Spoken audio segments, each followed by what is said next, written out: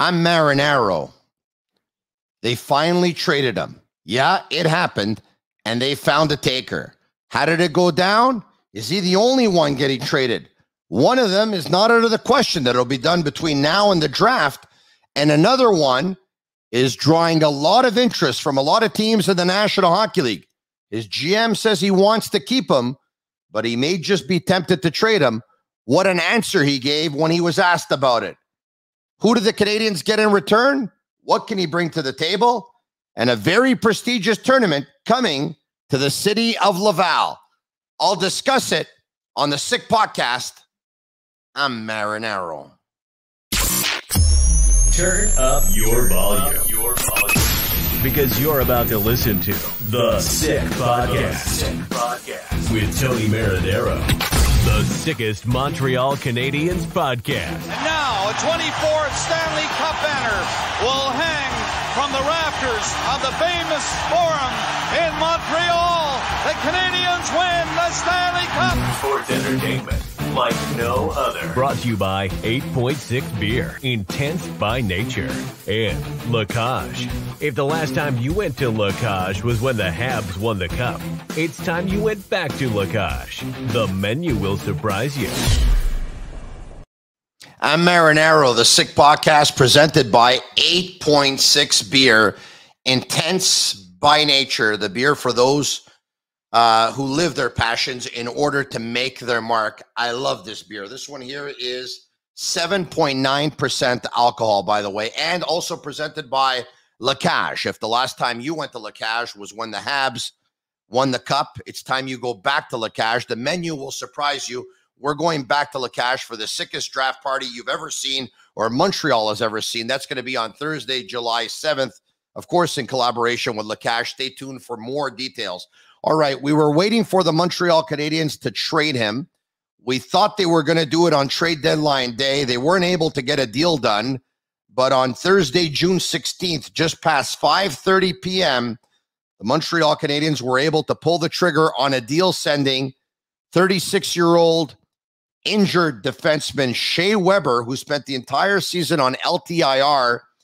He goes to Las Vegas, and in return, the Montreal Canadiens get 33-year-old left-handed shot right winger, who can also play left wing, Evgeny Davidov. Evgeny Dandonov. Let me say that. Evgeny Dadonov. Okay, I got it right, finally. My God. All right, 33 years old. He was drafted, of course, 71st overall in the 2007 draft by the Florida Panthers. Should be noted, we're going to talk about his stats in just a second here, but I think the big question, a lot of people are wondering, why would the Vegas Golden Knights want Shea Weber, who is injured and whose career is likely over? And the answer to that, it's fairly simple, is that they'll put Shea Weber on LTIR, long-term injury reserve, over the next 4 years.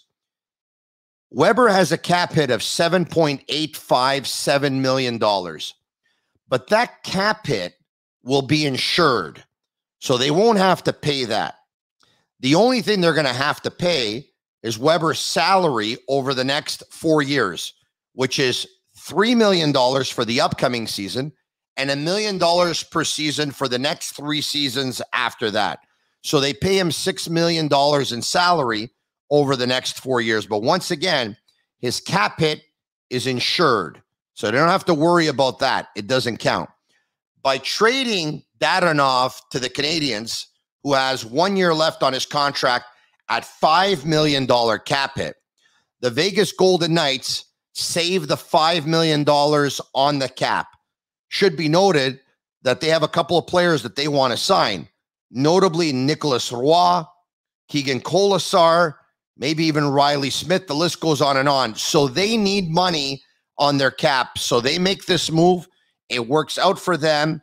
It works out for the Canadiens, who finally get Shea Weber off of LTIR. And who knows if going forward, Carey Price is going to be on the LTIR for the Montreal Canadiens. Anyway, it's done. Kent Hughes had some nice words to say about Shea Weber's leadership and the fact that the leadership that he had and displayed will carry over for the next couple of years. Marc Bergevin had said the same thing at the time that the leadership that Weber had would be present for years to come and the culture that he tried to instill in the Montreal Canadiens. All right, so is he the only one that's going to be traded? Because Kent Hughes was asked about Jeff Petrie, saying, okay, you got rid of Shea Weber. Is Jeff Petrie next? And Kent Hughes said, I don't know if Jeff Petrie is going to be traded before the draft. Maybe he will be. Maybe he won't be. And he was asked about Josh Anderson, because Anderson's name has been floating around the National Hockey League. You can understand that a lot of teams would want to have him. Now, would Kent Hughes actually say that he's entertaining talks over Josh Anderson? You know what he said today? He said, listen, considering where we are in the standings, and they finished 32nd out of 32, last overall, we have to take every phone call. And, there's a lot of teams that are going to inquire, and we have to try and do whatever we can to make our team better. He said, it's not the first time that somebody calls for Josh Anderson. They've called before, but I like him a lot. Do I want to trade him? No. That doesn't mean I won't trade him. So there's something to keep your eye on, because, of course, would Kent Hughes be interested in trading Josh Anderson to the New Jersey Devils, who you would think would like to have a guy with size to play on either Jack Hughes' line or Nico Hischier's line?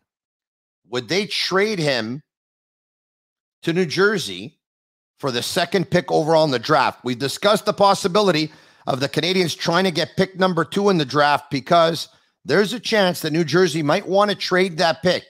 And if they do, what a splash the Canadiens would make in a draft that they're going to host in Montreal on Thursday, July 7th, should they have not only the first pick overall, but also the second pick overall. So what a day. Kent Hughes meeting with members of the media, doing a Zoom call, talking about trading Shea Weber to Vegas. And how about Evgeny Dadonov, who, listen to this, with the Florida Panthers, had seasons of 28, and 25 goals. A couple of years ago, 13 goals in 55 games with Ottawa.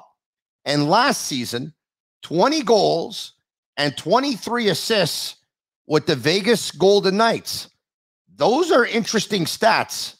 Those are stats of a player who could find himself, you would think, on the Montreal Canadiens second line, maybe even from time to time, play a couple of shifts on the first line. That's a top 6 player that the Canadiens acquired. And once again, it's a trade that works out for both teams.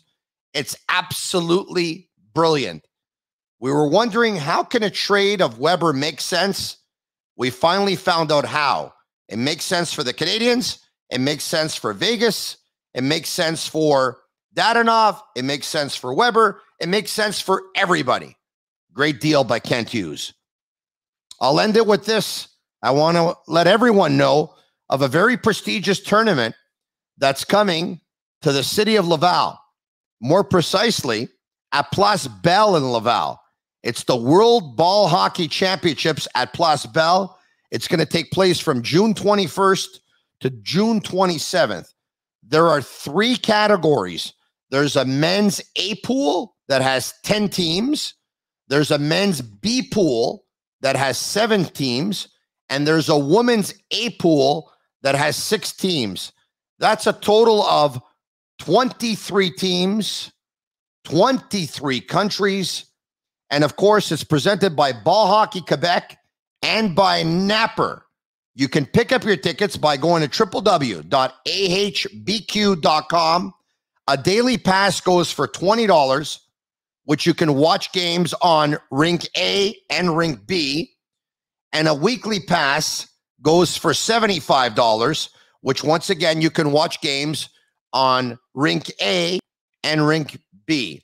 Here in Quebec, they call it deck hockey now, but the rest of the world calls it ball hockey. The caliber of these World Ball Hockey Championships, having watched them myself in the past, is extremely high. As a matter of fact, Montreal Canadiens assistant coach Alex Burrows, on several occasions, represented Canada at the World Ball Hockey Championships. He was a heck of a ball hockey player. I can tell you that right now. You're going to see a lot of talent at the World Ball Hockey Championships. Go out and take a look, and once again, and watch at Place Bell, June 21st to 27. I'm Marinaro. It's the Sick Podcast. The Canadians made trade number one of what people are hoping will be several between now and the draft, and maybe even a couple of weeks after that. You can follow us on Facebook, Instagram, and Twitter at the Sick Podcast, and subscribe to our YouTube channel. It's absolutely free. Why? Because this podcast is sick, and I'm Marinaro. I'm the GOAT. And that's a wrap. Hope you don't miss us too much until next time. Follow the Sick Podcast with Tony Marinaro on YouTube, Instagram, Facebook, Google Play, and Apple Podcasts. The Sick Podcast is brought to you by 8.6, Intense by Nature, and Lacage. If the last time you went to Lacage was when the Habs won the cup, it's time you went back to Lacage. The menu will surprise you.